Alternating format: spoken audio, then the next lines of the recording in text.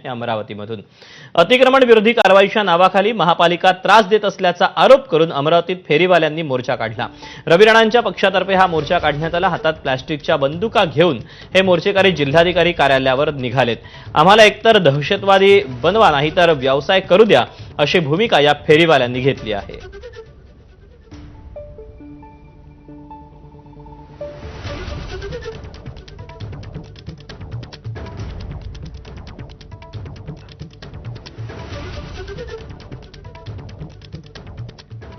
तेव्हा अमरावतीमध्ये या फेरीवाल्यांनी हा सगळा मोर्चा काढलेला आहे।